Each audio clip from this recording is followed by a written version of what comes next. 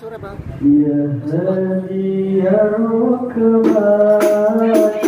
wa ta'awwad al-kadhib ayyuna kadhib wa baykir al-azab ya hadi ya rukban wa ta'awwad al-kadhib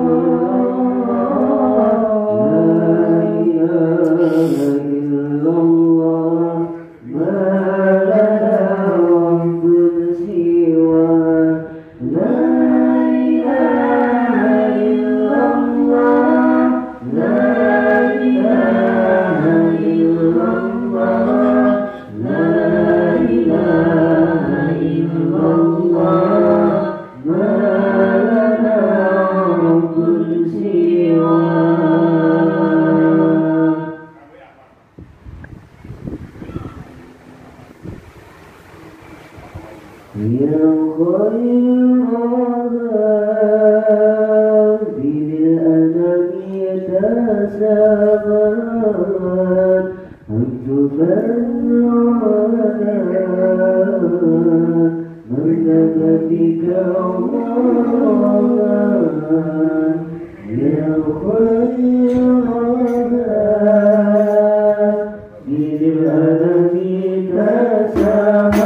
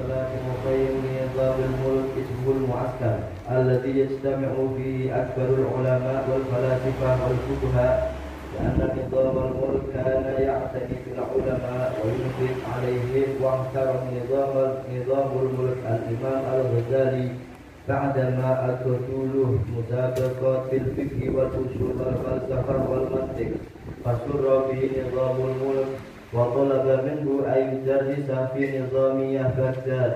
والنظامية تشبه بالكليات الكبيرة الآن، وكان في حشمته ووجاهه حتى زاد وطار صيته، ودخل بغداد وقد قوم ملبوسه بحوالي 500 دينار، وتعتبر الثروة كبيرة. وكان يحب البذخ فصار مضرب الأمثال وتشد إليه الرحال، ومكث على ذلك 4 سنين فقط، فقضى الله أن يحوز السعادة وينقذه من هذه الدنيا والوجاهة، فبدأ يسائل نفسه ويراجعها، فاختلت أحواله رحمه الله. وقيل أن أخاه أحمد دخل عليه وهو في هيلمانه وحشمته فنظر إليه وأنكره وأنشد أبياتا: وأصبحت تهدي ولا تهتدي، وتسمع وعظا ولا تسمع.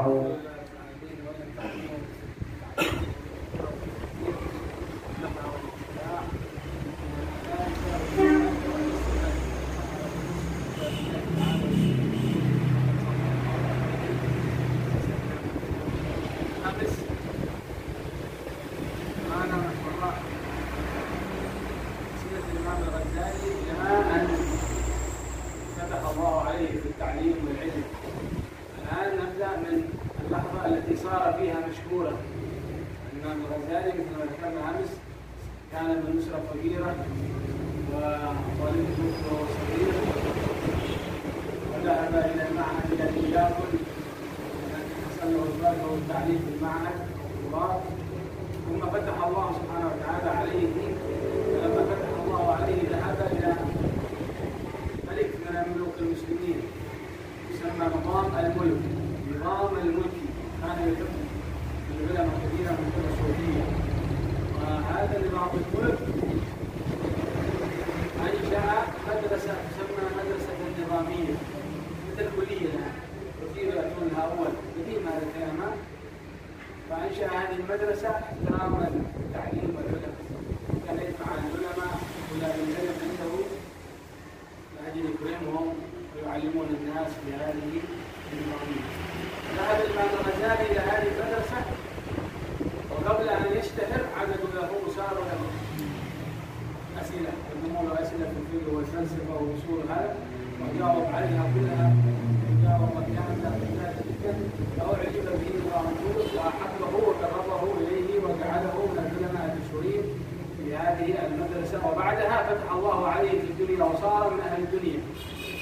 قال الإمام الغزالي من أهل الدنيا.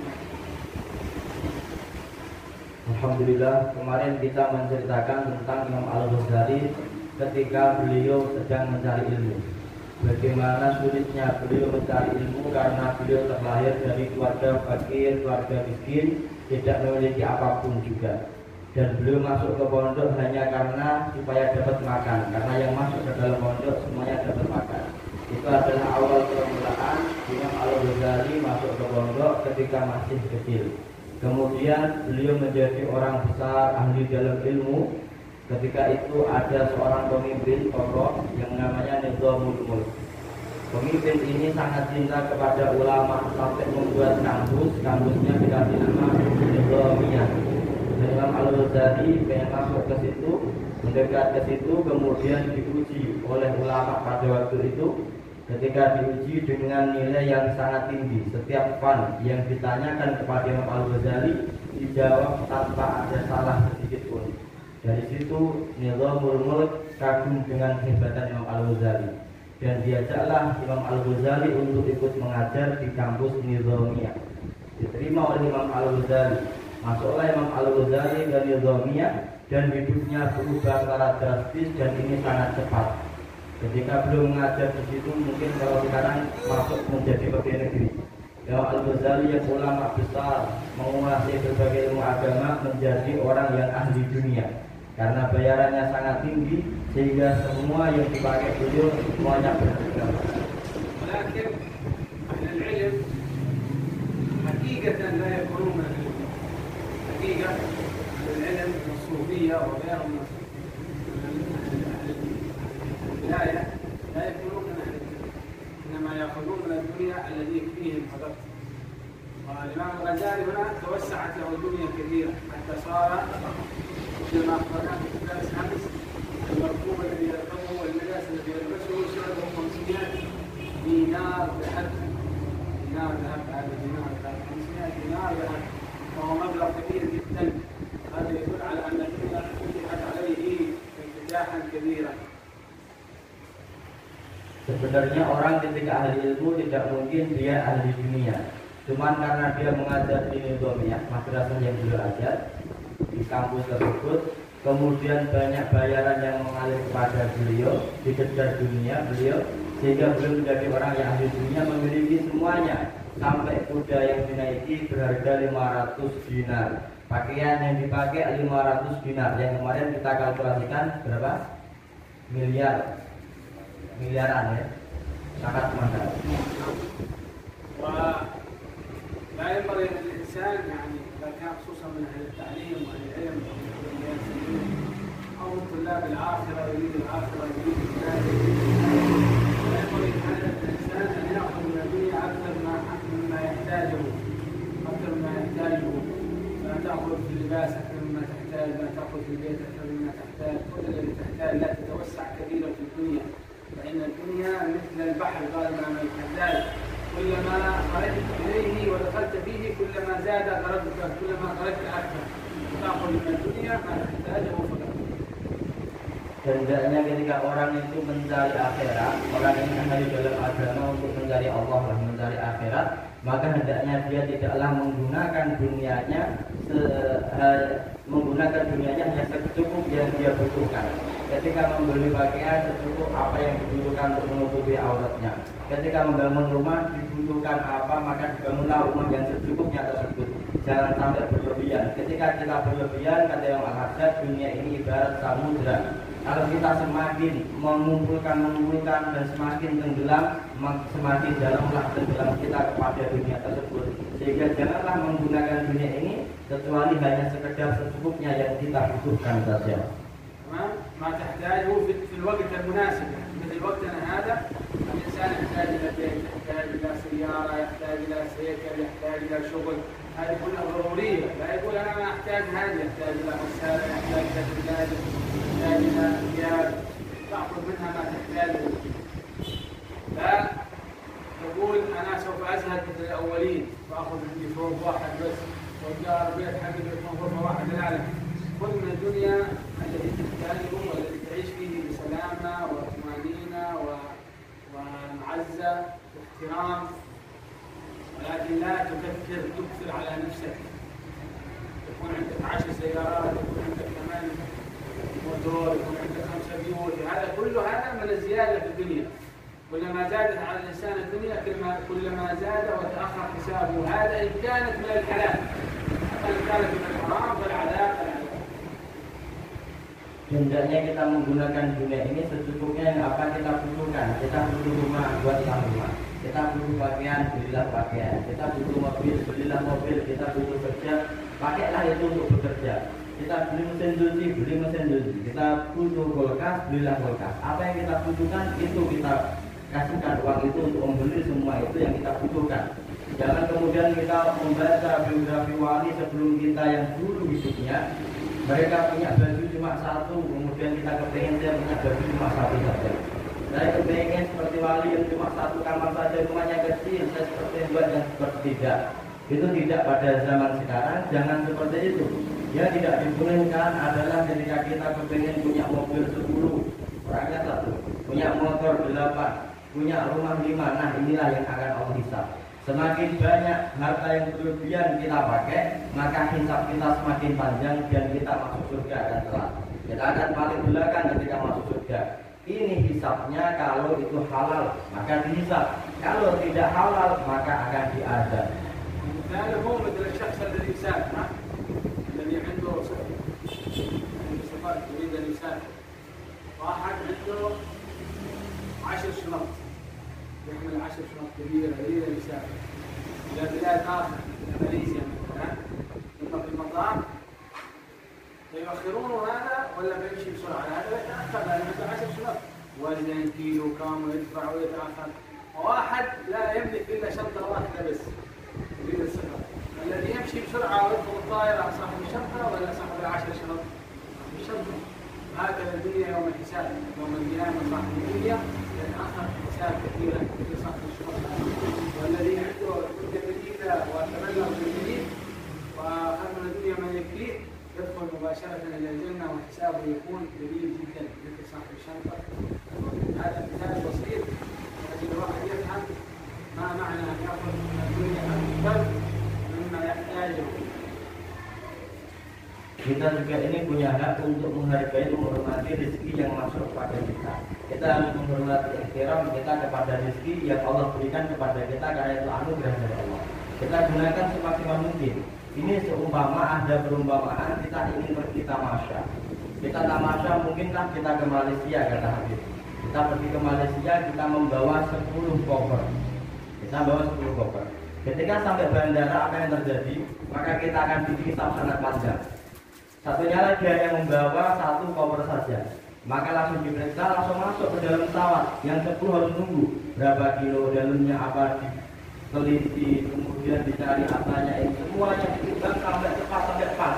Dan dia akan telat tidak? Dia akan telat, dia akan punya masalah lain. Nah itulah nanti kelak ketika yaumul hisab, ketika hari kiamat, itu akan memperpanjang kita. Itu ketika di dunia, dan nanti juga di akhirat juga akan lebih panjang. Kita akan seperti itu. Sehingga gunakanlah harta ini semaksimal mungkin dengan apa yang kita butuhkan. Jangan berlebihan yang tidak kita butuhkan kita beli. Allahumma adkhilna jannata bighairi amin. Allahumma adkhilna jannata bighairi amin. Sayyidina al-Ghazali amin. Allah من هذه الدنيا ثم جاء أبو أحمد، تذكرون أبو أحمد يواعظ المشكور فوجده في مجلس الناس كلهم تحته، العلماء والحكام كلهم تحته وجالس في كرسي ويتكلم فعرف أبوه أن أخوه محمد الغزالي قد فتح الله عليه في الدنيا وهذا ليس جميلا، فأنشأ هذه الأبيات التي يخوفه من الدنيا. قال صرت تهدي ولا تهتدي وتسمع وعظا ولا تسمع، فيا حاجر الشحذ حتى متى تسم الحديث ولا تقطع. هكذا يقول في الأبيات الراوية عدة أبيات. فتعثر قال الإمام الغزالي بهذه الأبيات كثير ورجع إلى عمله، أن كثير من أهل العلم للأسف يأخذون من الدنيا شيء كثير حتى يصير يهدي الناس وهو لا يهتدي، ويصير مثل الشمعة يضيء الناس النور وهو يحترق في نفسه، ويدخل الناس الجنة ويدخل هو النار. هو عالم ويدخل الناس يدخلون الجنة بسببه وهو يدخل النار. لماذا؟ لأنه من أهل الدنيا أو من أهل المعصية، يعلم الناس ولا يعمل بعلمه. هذه مشكلة كثيرة. Kemudian satu saat kita kemarin masih ingat Imam Al-Ghazali punya adik. Imam Al-Ghazali namanya Muhammad, adiknya kemarin namanya Ahmad. Punya adik namanya Ahmad. Satu hari Imam Al-Ghazali di waktu luangnya dari madrasah, beliau ke rumahnya saudaranya, adiknya Ahmad. Ketika datang ke rumah saudaranya Ahmad, itu waktunya adiknya Ahmad punya majelis, punya pengajian, dan duduk di atas kursi, yang ngaji di bawah semuanya tunduk semuanya mendengarkan nasihatnya Imam Ahmad. Ketika melihat seperti itu, Imam Ghazali kaget. Muridnya sehebat itu, mendengarkan beliau tawadhu seperti itu. Kemudian Imam Ghazali datang, dan Sayyidina Ahmad bin Al-Ghazali melihat bahwa kakaknya datang menuju ke rumahnya. Kemudian Sayyidina Ahmad Al-Ghazali ini membuat satu syair yang menyinggung kakaknya, karena sudah merasa kakaknya sekarang masuk ke dalam madrasah nizamiyah dan menjadi ahli ilmiah, bayarannya tinggi, sekarang dibuka dunia besar-besaran kepada kakaknya tersebut, dan nggak suka kakaknya seperti itu. Kemudian dibukalah hatinya Imam Ahmad untuk melihat apa yang terjadi pada kakaknya Imam Muhammad Al-Ghazali.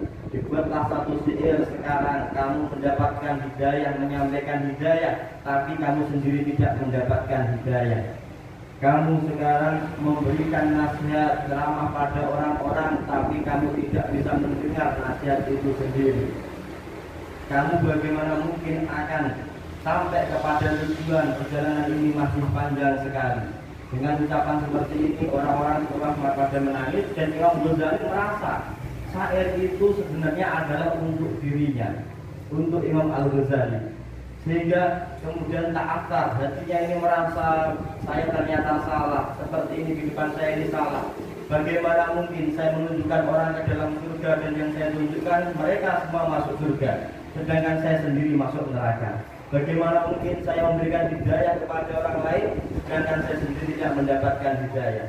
Bagaimana mungkin saya menasihati orang lain, tapi telinga saya, hati saya maksudnya, tidak bisa mendengar nasihat tersebut. Kenapa? Karena dia menunjukkan orang kepada kebaikan, tapi dirinya sendiri ahli di dalam dunia tersebut. بعدها انكسر لسانه.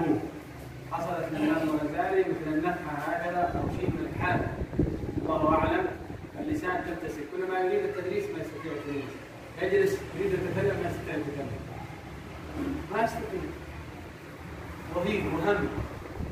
ولا يأكل ولا يشرب 6 أشهر. وهو على هذه الحال بسبب النصيحة التي سمعها من أخوه، وبسبب الحال هذا الذي جاء إليه، حال من الله سبحانه وتعالى. هذا الحال تسبب في أن يتحول الغزالي من علماء الدنيا إلى علماء الآخرة. Kemudian hati Imam Al-Ghazali setelah mendengar adiknya tadi terguncang tadi. Ketika kembali ke Nizamiyah, hatinya terguncang sampai tidak bisa bicara sama sekali. Ketika akan menyampaikan pelajaran tidak bisa ngomong. Tidak ada rasa untuk makan, tidak makan. Tidak ada rasa untuk minum, beliau tidak minum. Terus terguncang, tidak bisa ngomong, hanya terdiam. Dalam hatinya selalu susah, selalu sedih. Dan ini terjadi selama 7 bulan. Hatinya terguncang seperti itu selama 7 bulan. Sampai akhirnya inilah sebab yang menjadikan Imam Al-Ghazali yang dulu adalah ulama dunia menjadi ulama akhirat. فبقي هكذا عن هذا الحال، وهو يدعو الله سبحانه وتعالى أن يريه الطريق الصحيح، ما يستطيع يبكي كبير تهجد على النبي في الجسم، ويدعو الله سبحانه وتعالى يا رب يا رب أنا أريد طريق الصحيح، طريق الصالحين، طريق الولاية، ما أريد طريق الدنيا، ويبكي يبكي حتى فتح الله عليه سبحانه وتعالى وشرح صدره من أن يسأل في الدنيا، تفرغ الأموال كلها التي معه إلا قليلا لبناته، ادخر شيئا لبناته حتى لا يحتاجن الى احد، وفرق الاموال كلها وانطلق الى حج بيت الله. Dan selama 7 bulan tersebut Imam Al-Ghazali hanya bisa menangis sendirian di dalam kamar. Dia tahajud, dia keluar, terus dia menangis, tidak bisa apa-apa. Dia hanya bisa menangis, merenungi hidupnya, nasibnya ini bagaimana, sampai dirinya menjadi kurus, kering, menjadi lemah, tidak mampu apa-apa Imam Al-Ghazali. Sampai akhirnya Allah membuka hatinya Imam Al-Ghazali, dibuka mendapatkan cahayanya Allah. Imam Ghazali hanya bisa berdoa selama itu, ya Allah, tunjukkanlah kepadaku jalan wali-walimu, tunjukkanlah kepadaku jalan orang-orang soleh, jangan tunjukkan kepadaku jalan orang-orang ahli dunia. Saya tidak ingin masuk dalam golongan ahli dunia. Golongannya mereka wilayah para walimu, golongannya mereka para salihin. Ketika sudah Allah membukakan hati Imam Al-Ghazali, maka Imam Al-Ghazali mengambil hartanya yang sedikit, secukupnya, dikasihkan untuk keluarganya dan anak putri-putrinya, dan selebihnya disedekahkan atau entah kemana. Kemudian Imam Al-Ghazali berniat, bertekad untuk pergi haji selama itu berkhulwat. لا يملك إلا الثوب الذي يلبسه، الثوب الذي يلبسه مرقعة. ما هي المرقعة؟ المرقعة والثوب الذي يتقطع فيما يرجعونه، الثوب الجديد عكاز ووعاء للوضوء من الجن. هذه فقط أموال الإمام الغزالي بعد ما كان من أغنى الكبراء. ذهب إلى مكة ثم ذهب إلى القدس وإلى الشام ثم ذهب إلى الشام وهو سائح في أرض الله لا يعرف الناس من هذا الرجل فقير كأنه فقير مسكين.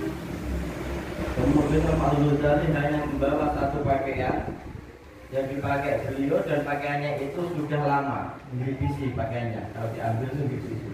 Dan satu tongkat serta satu tempat wadah dari kulit itu dipakai oleh beliau. Tidak membawa apa-apa selain hanya itu, kemudian bertekad untuk haji. Beliau haji, setelah haji beliau ke Palestina, ke Kudus, kota Kudus. Setelah dari kota Kudus beliau langsung ke Damaskus. Dan waktu itu semuanya beliau yang asalnya terkenal ulama besar hebat kaya, tidak ada satupun yang kenal yang tahu bahwa sebenarnya itu adalah Imam Muhammad Al-Ghazali. ثم ذهب إلى الشام إلى دمشق في الشام وجلس تحت رباط الصوفية معهد. لم يدخل الرباط، إنما من الأدب كان يجلس تحت الرباط، جلس فترة طويلة تحت الرباط ما دخل ولم يسمحون له بالدخول لأنهم لا يعرفون من هو. أما لو كانوا يعرفون من هذا مشهور، كان مشهور جدا، فجلس تحت رباط الصوفية مثل الفقراء والمساكين حتى جاء إليه واحد درويش يدوب وأخذ بيده وقال الآن لك رخصة أن تدخل في الرباط، كأنه يكشف عن هذا واحد من الصوفية الدراويش الفقراء الدراويش الذين ما يعني لا يعرفونهم الناس بالعلم ولا لا. درويش فقير أخذ بيد الإمام الغزالي وأدخله إلى رباط الصوفية وسمح له بالدخول. سبحان الله، هذا شيء غريب.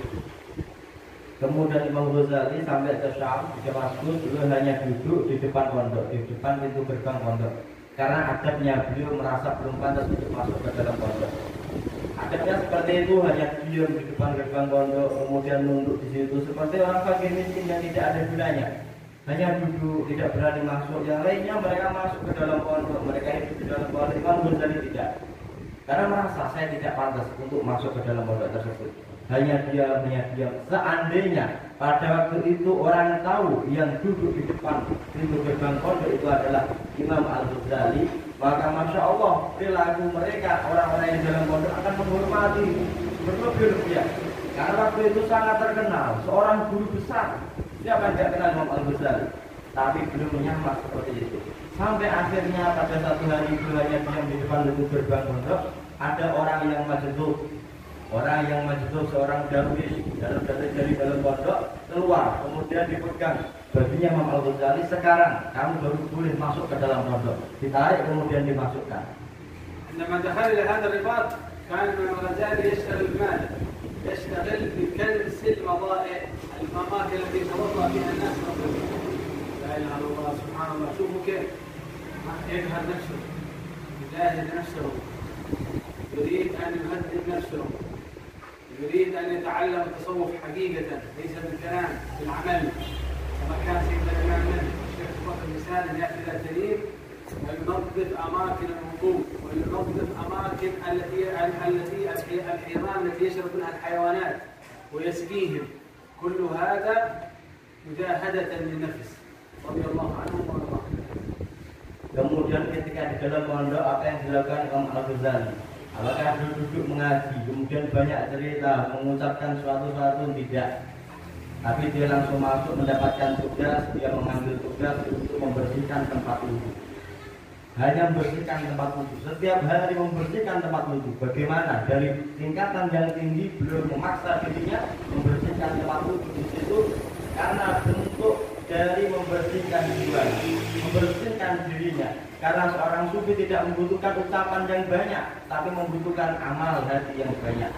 Dia membersihkan tempat wudhu untuk menghancurkan dirinya, untuk menghancurkan akhlak dirinya terus ada di dalam tempat wudhu tersebut. Ini seperti perkataan Syekh Abu Bakar bin Salim. Kirakan beliau atau Syekh Abu Bakar bin Salim, beliau ini membersihkan tempat-tempat wudhu yang ada di dalam masjid. Kemudian membersihkan tempat minuman hewan-hewan ternak yang ada di pinggir jalan. Dulu jika ada mobil, itu dibersihkan. Kemudian diisi air ketika ada hewan, jika sudah siap untuk minum air yang bersih. Dan itulah dilakukan terus oleh Syekh Abu Bakar bin Salim dalam rangka untuk membersihkan hatinya, membersihkan jiwanya. كان جلس 3 سنوات في مكان مثل المزبلة هكذا، مكان مهجور لا يوجد فيه أحد، ويسكن البيوت القديمة التي لا يوجد فيها أحد في المسلم الأكبر، ولا يجد نفسه ويلبس الثياب الخشنة. وأيضا سيد الشيخ عبد القادر الجيلاني كان هكذا مكث 20 سنة لا يأكل إلا البقل فقط الذي ينبت على ضفاف النهر، ولا يأكل إلا هذا الأكل الذي لا تأكله الحيوانات، وحتى أخضر جسمه رضي الله عنه. كل ذلك مجاهد لنفسه، وجلس سنة كاملة لا يأكل فيها، وسنة كاملة لا يشرب فيها، وسنة كاملة لا يأكل ولا يشرب فيها سيدنا عبد القادر الجيلاني. كل هذه مجاهدة لنفسه رضي الله عنهم وأرضاهم. ولكن الآن الحمد لله رزقي موجود، أكل موجود، أنواع كثيرة من الأكل، ما علينا إلا أن نشكر الله سبحانه وتعالى على هذه النعمة. Dan begitu pula Sayyidina Ali bin Al-Akbar dalam usahanya untuk menghancurkan nafsunya, beliau tinggal di tempat sampah di pinggiran desa. Tidak ada orang yang kenal, tidak ada orang yang kuat tinggal di situ. Dia tinggal di tempat sampah desa tersebut. Ditarik kemudian beliau ini memakai pakaian yang sudah sobek-sobek, yang tidak layak untuk dipakai oleh Sayyidina Ali bin Al-Akbar. Dan belum makan hanya makanan yang dimakan oleh ternak, makanan yang tidak pantas dimakan manusia. Duduk di situ dengan waktu yang sangat panjang. Begitu pula Sayyidina Jilani. Sayyidina Jilani ini untuk menghancurkan nafsunya, beliau hidup selama 20 tahun. Beliau ini tidak makan kecuali rumput-rumputan yang tumbuh di sekitar sungai. Karena di sana rumput adanya di sekitar sungai. Hanya makan rumput-rumputan yang ada di sekelilingnya sungai, di pinggiran sungai. Sampai 20-an tahun. Kemudian setelah itu setahun tidak mau makan. Setahun lagi tidak mau minum. Enggak rumputnya, enggak airnya. Dan setahun lagi setelahnya tidak makan dan juga tidak minum. الآن ما شاء الله مكان كبير فضل يا كثير مكان هذا حقيقة أن هذا حتى سيدنا عمر بن الخطاب رضي الله عنه مرة من المرات كان جالس في مجلسه وجاء إليه زعماء وشيوخ قبائل كثير وأمراء بلدان، وهو جالس في المجلس، ثم أثناء المجلس قام بسرعة يجري فذهب وأخذ قربة من الماء وذهب إلى بيوت أو بيت البيوت الكبرى في المدينة عمله وأعطاه الماء هذا قام بخدمتها، والضيوف موجودين عنده أثناء وجود الضيوف. ثم رجع إلى المجلس فسألوه لماذا عملت هكذا يا أمير المؤمنين؟ فقال لقد وجدت في نفسي نخوة بسبب أن الأمراء والحكام يأتون يجلسون عندي، فأحببت أن أكسر هذه النخوة بهذا العمل احتراما وتواضعا لله سبحانه وتعالى. هذا في الحقيقة ليس من الأولياء بل الصحابة، والنبي صلى الله عليه وسلم وسيد المتواضعين كان لا يجلس في مكان مرتفع ولا يتقدم على الناس ولا يلبس إلا ما يلبس الناس ولا يأكل إلا ما يأكل الناس. التواضع أهم شيء في الإنسان هو التواضع. Dan itu tidak hanya para walinya Allah saja yang melakukan riyadhah seperti itu, tapi sahabat juga melakukan riyadhah tirakat yang seperti itu. Sayyidina Umar bin Khattab, seorang Amirul Mukminin, kalau sekarang mungkin presiden lah beliau, satu hari akan memimpin rapat. Zu'ama mereka para gubernur, mereka para pejabat besar negara datang di situ di tempat tersebut di aula itu untuk rapat bersama Sayyidina Umar bin Khattab. Jadi kan dengan rapat akan dimulai, tunggu sebentar, saya sebentar, keluar sebentar, ditunggu, keluar sebentar mengambil gentong, kemudian diangkat gentong tersebut, kemudian membantu seorang janda tua tidak mampu isi air tersebut ke rumahnya janda tersebut, yang membutuhkan apa mana ini airnya sudah siap, tak bantu dimasukkan air itu ke rumah janda tersebut. Setelah itu alhamdulillah terus balik memimpin rapat kembali. Ternyata ada yang melihat kejadian itu dan bertanya, "Wah Amirul Mukminin, kenapa engkau lakukan seperti ini?" Ketika tadi saya ingin memimpin rapat, saya merasa saya orang paling besar di antara kalian. Saya merasa paling tinggi di antara kalian. Maka saya hancurkan rasa itu supaya saya tidak punya perasaan seperti itu lagi. Maka aku harus keluar untuk menghancurkan rasa itu, dan aku harus menjadi pelayannya janda tua tersebut, sehingga saya tidaklah kecuali manusia biasa yang sama seperti kalian. Saya makan seperti yang kalian makan, minum yang seperti kalian minum. Tidak ada bedanya, tidak ada tinggi, tidak ada. Semuanya satu derajat. Tapi kita ini hidup pada zaman yang makan ini banyak, minuman ini masya Allah juga banyak. Tidak ada lain kecuali kita riyadhah dengan mensyukuri nikmatnya Allah. Dengan kita makan, kita minum dengan niat mensyukuri nikmatnya Allah.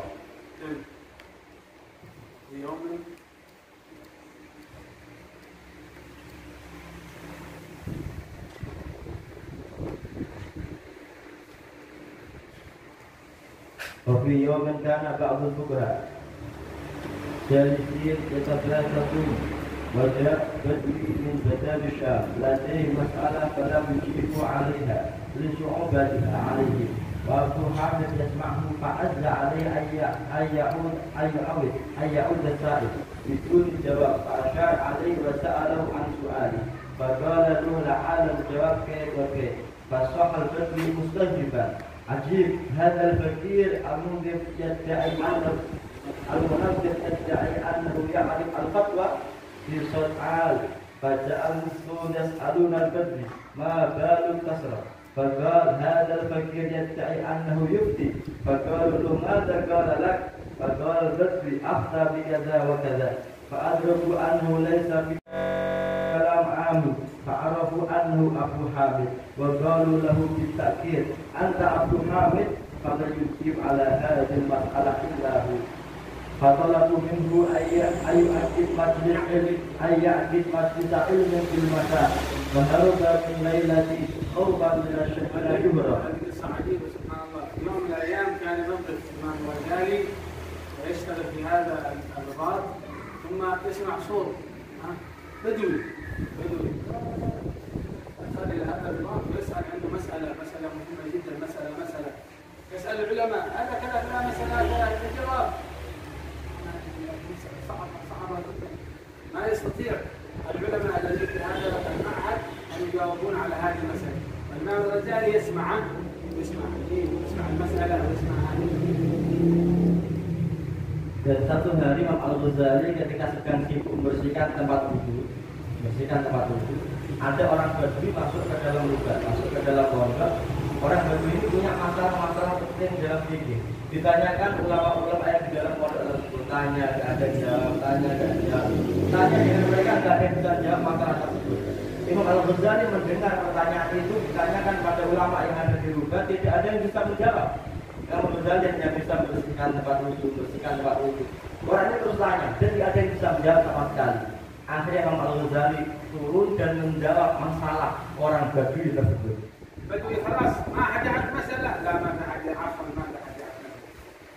البدوي يريد يدخل من المعهد خلاص والإمام الغزالي ينظر الإمام الغزالي مشكلة حرام هذا مسكين البدوي ما حد يجيبه على المسألة وهو يعرف جواب المسألة. Kemudian dilihat Imam Al-Ghazali melihat manakah Badui yang tanya itu. Dilihat dari balik pintu atau balik tembok tempat wudhu itu, wah ini masalah yang harus dijawab, ini masalah sangat membahayakan. Tapi bagaimana itu orang Badui itu? ايش يعمل؟ ينادي على البدوي ماذا تريد؟ انا عندي مسألة ما يجاوبون عليها ما هي المسألة؟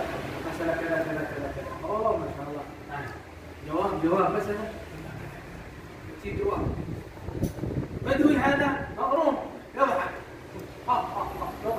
ما يصدق أن هذا الخادم الفقير المسكين الذي هو الإمام الغزالي يجاوب على هذه المسألة. كيف أنت تجاوب على هذه المسألة والعلماء ما يجاوبون عن المسألة؟ يضحك بصوت مرتفع. Kemudian Imam Ghazali melihat orang Badui tadi, orang desa, enggak tahu apa-apa, orang Badui, dilihat pas jalan, kamu kesini. Kemudian datang kepada Imam Al-Ghazali, sampai di situ, Imam Ghazali kesini. Kamu tadi ada apa? Saya punya masalah berat, masalah seperti ini, dan mereka enggak ada yang bisa jawab masalah saya. Oh, kamu itu ya kesini. Dibisiki sama Al-Ghazali. Masalahmu itu jawabannya seperti ini, solusinya seperti ini, itu seperti ini, ilmunya kayak gini, seperti ini. Diterangkan. Setelah diterangkan sama Imam Al-Ghazali, orang Badui tidak puas. Jawabannya benar, tidak puas, malah ketawa terbahak-bahak. Ini orang ini jawab ini. Padahal ulama tadi gak ada yang bisa jawab. فسمع هؤلاء العلماء البدوي يضحك وجاءوا إليه لماذا تضحك؟ قال هذا الفقير يجاوب عن المسألة وأنتم ما تجاوبون عن المسألة كيف أضحك؟ Kemudian ketawanya gitu. Kemudian orang yang dalam pondok semuanya keluar. Ada apa kamu tertawa sampai sekencang itu? Kesini kamu. Bagaimana saya nggak ketawa? Kalian para ulama besar duduk di sini nggak bisa jawab. Orang fakir yang sudah membersihkan tempat wudhu ini bisa menjawab masalah tadi. Ini ada sesuatu yang sangat unik, aneh sehingga bisa diketawakan masalah ini. ما هو الجواب؟ فقالوا من البدوي هذا الفقير يجاوب كذا وكذا كذا، فأدركوا هذا وعلموا أن الجواب هذا لن يجاوب عليه إلا الغزالي فقد صعب جدا.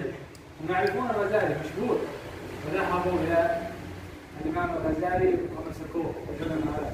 قالوا له أنت أكيد الغزالي، ما يجاوب على هذه المسألة إلا الشيخ أبو حامد الغزالي. قال لهم نعم أنا الغزالي. كيف أنت تجلس هنا في المعهد غضب وما حد يعرفك؟ الليلة إن شاء الله تعالى لنا مجلس كبير نتصدر في هذا المعهد. طلبوا منه أن يعقد لهم مجلس في هذه الليلة. خلاص انكشف أمره، معروف الآن. فبعد العشاء أخذ حاجاته كلها وهرب. هرب من المعهد الإمام الغزالي خوفا من الشهرة، ثم ذهب إلى مكان آخر يعتزل فيه. Kemudian tanya, tadi memang jawabannya apa?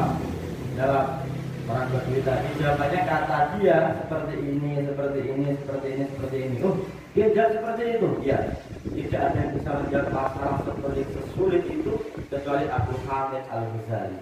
Pasti dia adalah Abu Hamid Al-Ghazali. Kamu sini, kamu sini. Kamu pasti Abu Hamid Al-Ghazali. Di situ dia tidak bisa memungkiri lagi. Dikasih sama orang tersebut. Iya benar. Saya adalah Abu Hamid Al-Ghazali. Wah, kenapa nggak bilang sejak kemarin? Kamu harus membersihkan tempat wudhu, paling bawah di situ. Tidak, nanti malam kita akan mengajarkan pengajian besar-besaran, semua anak pondok harus kumpul dan kamu yang di depan memberikan pelajaran pada kita semuanya. Nanti malam, kamu harus mau.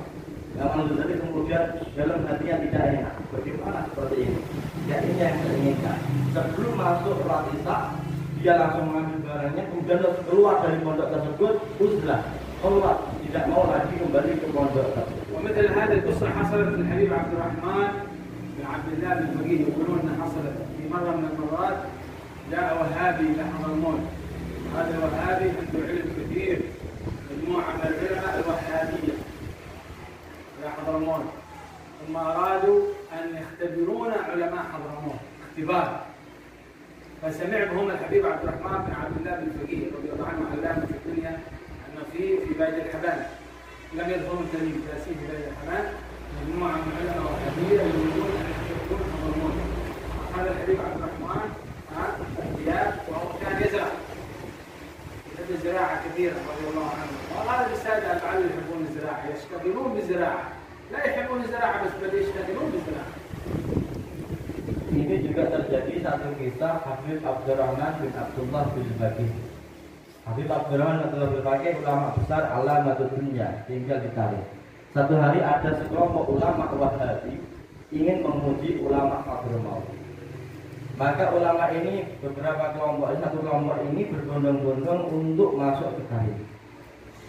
Mereka hanya sampai ke Badan Haban, istirahat sana, duduk sana, belum sampai masuk ke Tarif. Kemudian Habib Abdurrahman bin Abdullah bin Baqi mendengar ada kelompok ulama yang Wahabi akan memuji ulama Hadramaut. Kemudian Habib Abdurrahman memakai pakaian bertani, bertosok tanam, layaknya petani. Pakaiannya orang yang bertani, karena memang beliau ini pekerjaannya adalah bertani. Tapi Masya Allah Sajdah Alawi, mereka senang bertani, mereka senang ke sawah, mereka senang situ di sawah. Dan Habib Abdurrahman termasuk pekerjaannya adalah bertani. Dipakailah pakaian pertanian, sebenarnya ulama besar sendiri. Kemudian keluar menuju ke Bajal Haban, di sana menjumpai ulama Wahabi.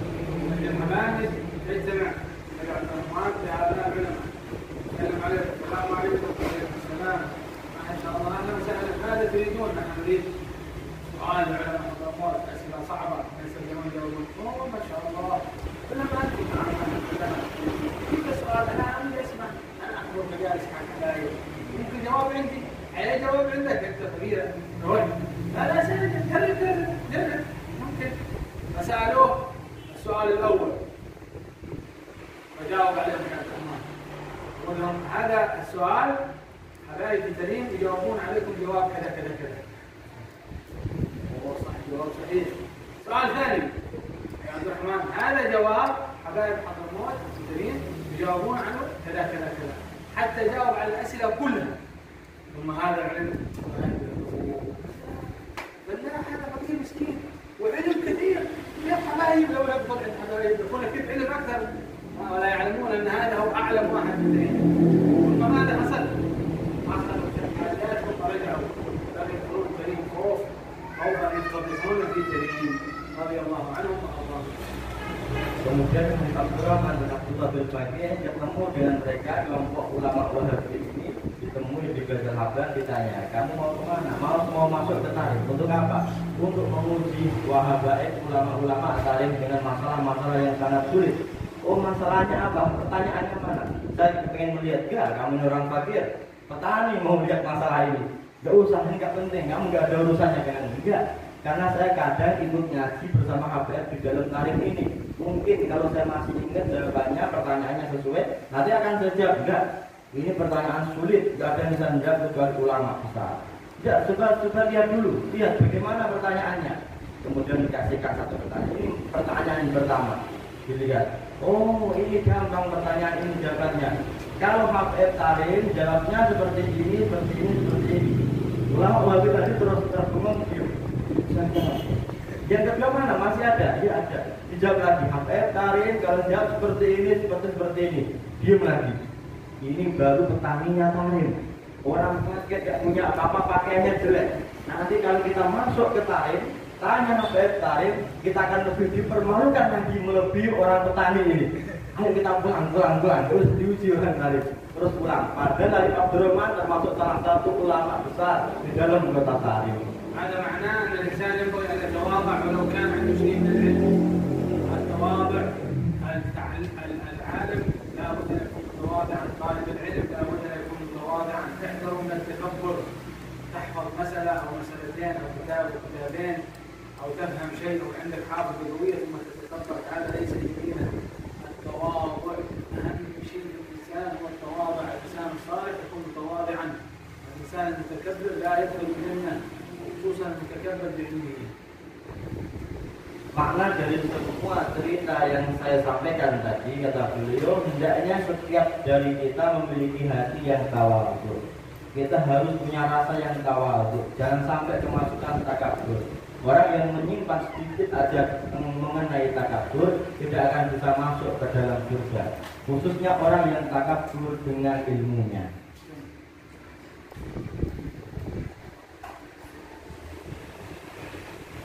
ثم اعتزل في المنارة الغربية في المسجد الأموي سنوات، وإذا خرج ذهب لدخول الصالحين للتبرك والمشاورة والاستعانة، يقرأ القرآن ويبكي ويتردد على الجبال والصحارى أسرة بلا شيء، ثم يعود منها إلى الخلوة. وقيل أن مجموع للغيبة 10 سنوات فقط، وقيل غير ذلك حتى آذن الله بالرجوع والعودة، وحركه الشوق لبناته بعد غياب 10 سنين، ثم عاد إلى طوس فانتدب إلى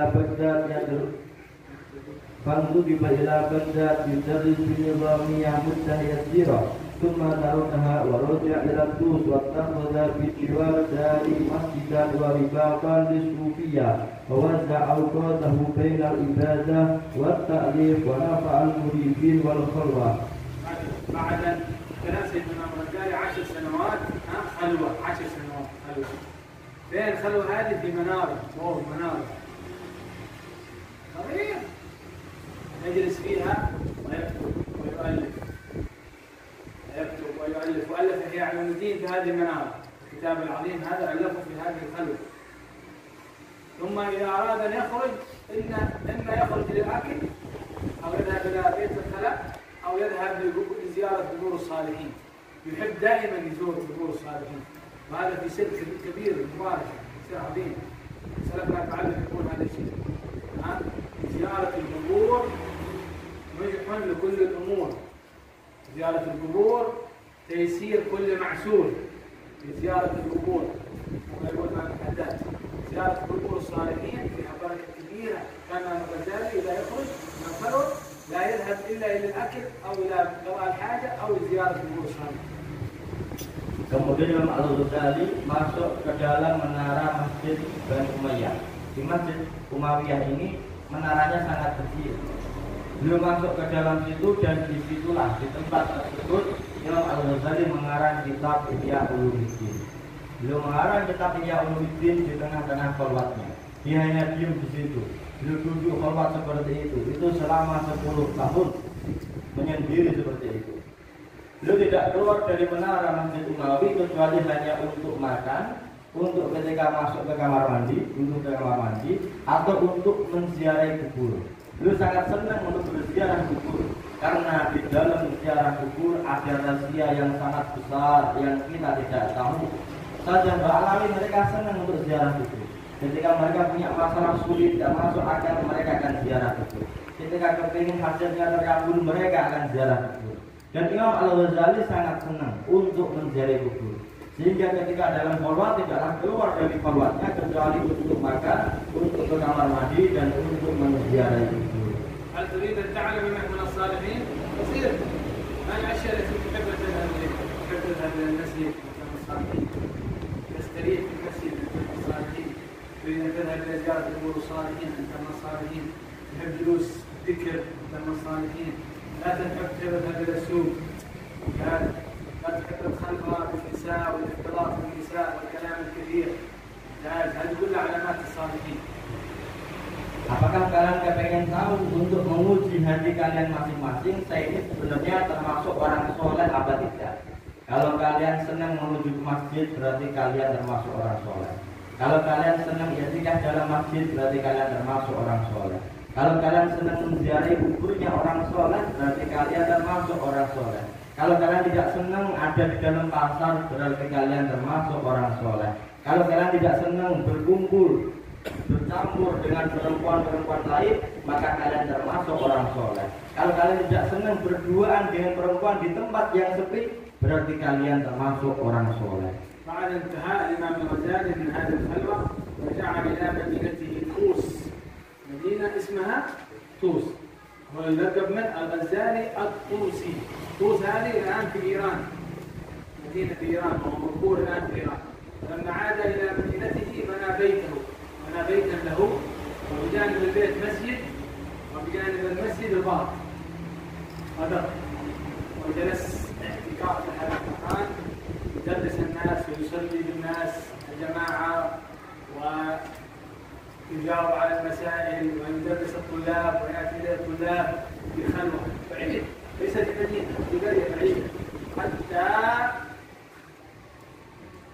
شاءت الأقدار أن يموت الإمام الغزالي وانتهى عمره. لما شاءت الأقدار أن يحضر وقت وفاته، كان أخوه أحمد بجانبه، كان يوم الاثنين، فتكلم مع أخوه أحمد، مع أخي أحمد، وقال له احضروا لي الكفن. فجاءوا بالكفن فأخذه رضي الله عنه وقبله، ثم عاد وقبله، ثم قال كأنه يكلم أحد من الأرواح أو الملائكة والله أعلم، أهلا وسهلا بالدخول على الملك، يعني على الله سبحانه وتعالى. ثم تمدد بعد صلاة الفجر هكذا وتوفي رضي الله عنه. Kemudian setelah menyelesaikan sholatnya, beliau pulang ke Tus, satu daerah namanya Tus yang sekarang masuk di dalam negara Iran. Dan disitulah kuburan Imam Al-Ghazali berada. Beliau kembali ke Tus dan membuat satu rumah di situ. Di sampingnya rumah ada masjid, sampingnya masjid beliau membuat pondok. Dan ini tidak di tengah-tengah perkotaan, tapi di tempat yang asing, uzlah dari masyarakat yang ada, sendirian di tempat tersebut. Kegiatan Imam Al-Ghazali selanjutnya hanyalah memberikan manfaat kepada orang-orang, mengajar, menasihati, menjawab permasalahan pertanyaan mereka, i'tikaf dalam masjid, membagi ibadah di dalam masjid, bergabung dengan para santri-santrinya. Hanya itu yang dilakukan Imam Al-Ghazali di tempat yang asing dari orang-orang sekitarnya, sendirian tempat tersebut, terpencil tempat tersebut. Kemudian sampai pada waktunya, yaitu waktu Imam Al-Ghazali wafat. Beliau seperti itu sampai pada hari terakhirnya ketika beliau wafat. Hari itu hari Senin, dan adiknya Ahmad sedang ada di Tus di sisi Imam Al-Ghazali. Setelah melaksanakan sholat subuh, beliau bilang pada adiknya, wahai adikku, ambilkan kafan yang sudah saya siapkan di sana. Diambilkan sama adiknya. kemudian mencium kafan tersebut, kemudian tiduran, selonjor, tidur, kemudian kafan itu diletakkan di dadanya dan mengatakan ahlan wa sahlan, marhaban, saya siap untuk masuk bertemu dengan Allah yang Maha Merajai, seolah-olah berkata dengan arwah sholihin atau berkata dengan malaikat seperti itu. Setelah mengatakan seperti itu, Imam Al-Ghazali wafat pada waktu itu juga setelah sholat subuh. من علامات حسن الخاتمة أن يحضر الصالحون عند الوفاة. هذا من علامات حسن الخاتمة، ولكن لن يحضر الصالحون عندك وأنت لست من الصالحين. لابد أن تكون من الصالحين. تريد حسن الخاتمة لابد تكون من الصالحين. حياتك كلها ينبغي أن تكون محبة للصالحين، تعلق بالصالحين، أن تعمل بعمل الصالحين. Dan kalau orang itu soleh, wafatnya husnul khatimah dengan satu tanda ketika dia akan wafat dihadiri oleh arwah-arwah sholihin, semuanya masuk ke dalam kamarnya menyambutnya, dan setelah itu baru dia wafat. Nah, itulah wafatnya dengan husnul khatimah. Tidak ada orang yang wafat seperti itu kecuali dia sebenarnya juga orang soleh, karena tidak bisa seperti itu kecuali orang soleh, dan tidak bisa husnul khatimah kecuali orang soleh. Maka berusaha kita untuk menjadi orang soleh, kita nanti akan mendapatkan hal yang seperti itu. الله حسن الخاتمة. عندنا في حضرموت كان بعض الأولياء يعني حصلت لهم كرامات كثيرة عند الموت. بعضهم يتحدثون عن الجنة ثم يموت يشاهد الجنة، بعضهم يقول أوه هذا الحور العين يشاهد الحور العين ثم يموت، بعض يرفع صوته لا إله إلا الله ثم يموت، هكذا. بعضهم يشاهد الأرواح هذا فلان وفلان، بعضهم يقول هذا النبي صلى الله عليه وسلم يدخل ثم يموت. هذه كرامات تحصل دائما للصدق، ونحن نطلب من الله يعطينا مثل هذا. الله سبحانه وتعالى يعطينا هذه البركات والانوار والاسرار. امين اللهم امين.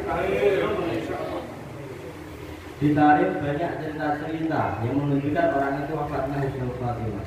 Di antaranya mereka orang tarikh ada yang menyaksikan, menceritakan tentang surga, seakan-akan di depannya ada surga. Surga itu seperti ini, kemudian terus wafat. Ada yang menceritakan dari itu bentuknya seperti ini, wajahnya ini, terus kemudian wafat. Ada di antara mereka kemudian mengucapkan itu arwahnya Habib ini, Syekh ini tujukan semua, kemudian terus wafat. Ada yang melihat Rasulullah sudah masuk ke dalam kamarku, sekarang saya siap, kemudian terus wafat. Cerita-cerita seperti itu sangat banyak terjadi dengan mereka. Tiadalah kita kecuali hanya meminta supaya kita juga mendapatkan seperti itu husnul khatimah setelah umur kita panjang. آخر وصية الإمام الغزالي قبل أن يموت طلبها منه مريده فطلبه منه الوصية. يا سيدي أريد وصية. ما هي الوصية الأخيرة؟ قال له عليك بالإخلاص، عليك بالإخلاص، عليك بالإخلاص. آخر وصية للإمام الغزالي رضي الله عنه، وهو وصية مهمة جدا ينبغي على الإنسان أن ينتبه منها دائما في كل عمله، في كل عمله، في عمله الصالح وعمل الدنيا وكل شيء لابد أن يعمل كل شيء بإخلاص. Kemudian di akhir-akhir hidupnya Imam Al-Ghazali, muridnya ada yang menemui Imam Al-Ghazali kemudian minta wasiat. Ya Sayyidi, wahai Tuanku, sebelumnya kasih wasiat dulu kepada kita. Kita minta wasiat. Katakan Imam Al-Ghazali, saya wasiatkan kalian harus kalian ikhlas, harus kalian ikhlas, harus kalian ikhlas. Ini kata terakhir yang diucapkan, diwasiatkan Imam Al-Ghazali kepada murid-muridnya. Memang kita semuanya harus ikhlas dalam amal dunia, amal akhirat, apapun yang kita lakukan di dalamnya harus ada keikhlasan. الإمام الحداد آخر كلمة تكلم بها: يا من لا تخفى عليه خافية نسألك اللطف والعافية. كثير من الأولياء والصالحين عندما يأتي وقت وفاتهم ينصحون أو يتكلمون بكلام جدا. يا من لا تخفى عليه خافية نسألك اللطف والعافية. قالوا أن هذا آخر دعاء الإمام الحداد رضي الله عنه قبل أن يموت. Dan mereka banyak orang-orang soleh yang aneh dalam mereka ketika akhir hidupnya, di akhir hayatnya sebelum wafat. Di antaranya Imam Al-Haddad. Akhir ketika beliau akan wafat, kata yang diucapkan dari Imam Al-Ghazali yang diucapkan adalah ikhlas. Imam Al-Haddad kata yang terakhir yang diucapkan, ya man la takhfa alaihi khafiyah, al-amal al-lufa wal-afiyah, wahai zat yang tidak ada kesamaran baginya, saya minta kelembutan darimu dan kesehatan afiat darimu. Dan inilah mereka para orang-orang soleh, ada kata-kata terakhir yang mereka ucapkan. والكرامات في أشياء كثيرة، كان الرجال له كرامات كثيرة. يعني الوقت انتهى، كان من كرامات رضي الله عنه أنه كان هناك رجل يكرهه من أهل الفقه، ثم جاء أحد مريد الإمام الغزالي وقال هذا يا سيدي دائما يتكلم عليك في المجلس، يتكلم عليك هذا الشيء فلان. فقال الإمام الغزالي غدا هذا الرجل يموت. قال هذا الرجل غدا يموت، هذا الشيء غدا يموت. اليوم الثاني جاء هذا المريد الى حلقه هذا الشيخ يريد يتاكد هل يموت ولا عايش؟ لا ما يموت، جالس ما مات في الحلقه. ثم استغرب كيف ان الرجال يقول هذا الشيخ لن يموت. فبعد الحلقه قام هذا الفقيه وركب على حماره وذهب الى بيته. فعندما وصلت الى باب البيت صدقت على الحمار فجاه وتوفي قبل المغرب، وهو لن يموت قبل المغرب لانه الرجال فيوفي قبل المغرب. فهذه من كرامات، وله كرامات كبيره جدا جدا، ومنها اجماع النبي صلى الله عليه وسلم والصحابه وطول الوقت على ذكرها. Adapun keramatnya Imam Al-Ghazali tidak terhitung lagi. Sangat banyak keramat-keramat Imam Al-Ghazali. Di antaranya banyak ulama yang tidak senang dengan Imam Al-Ghazali. Satu hari muridnya melaporkan, wahai tuanku, wahai guruku, ulama itu kalau ngajar selalu mencela dirimu, mengata-ngatain dirimu, selalu diomong-omongnya dirimu di depan jamaahnya, depan murid-muridnya. Mendengar itu Imam Ghazali hanya mengatakan, wahai muridku, besok ulama itu mati. Muridnya terus curiga, besok dia mati. Besoknya muridnya ikut ngaji di halakoh guru yang suka mencela Imam Al-Ghazali. Pas dilihat tuh masih sehat, ceramah masih mencela, masih juga bicara masih lantang, katanya mati, nggak mati ternyata. Terus saya balik, kata muridnya, mana? Nggak mati, biarkan. Saya kan mengatakan besok dia mati.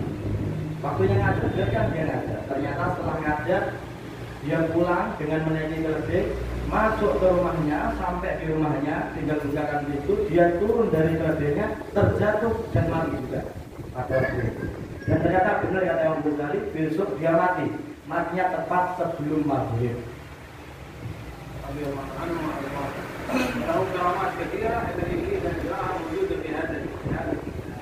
نسال الله سبحانه وتعالى ان يعلمنا ما جهلنا وان ينفعنا بما علمنا وان يجعلنا من العلماء العاملين الخالصين المخلصين فيهم، اللهم امين. وبركه الامام الغزالي ان الله يصلح امورنا كلها ويجعلنا من عباد الله الصالحين. عباد الامام الغزالي يعلم الدين ان الله يحيي فينا ما مات ويرد علينا ما فات. يصلح امورنا كلها في خير والعافيه ويرزقنا حسن الخاتمه عند الممات. ويبارك لنا في الامور كلها ويبارك في الشيخ علي وفي اولاده وفي ذريته ان شاء الله. وعلى هذه الدرس ان شاء الله والمدارس وكانت الخير او سبب الخير والبركه والعافيه والخير والاخلاص، وان يتولانا بما تولى به عباده الصالحين، واجعلنا اياكم من عباد الله الصالحين. اللهم امين. وافتح علينا وعليكم فتوح العارفين وفقهنا اياكم في الدين، وجعلنا اياكم من عباد الله الصالحين، واحشرنا في جمله عباد الله الصالحين. امين اللهم امين. ونفعنا بالعلوم ونفعنا بالرجال وجميع الاولياء وارزقنا محبتهم واصدق بخدمتهم. ربي انفعنا ببركتهم وهدنا الحسنى بحرمتهم وامتنا بذريتهم ومعافاتهم من الفتن. الفاتحه الى حضره النبي.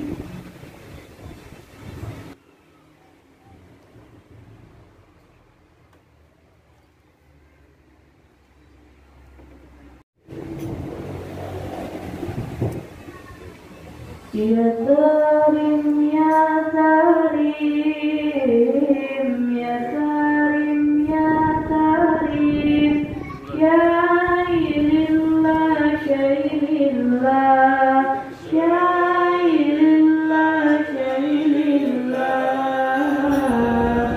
ya Karim, ya Karim, ya Karim, ya Karim,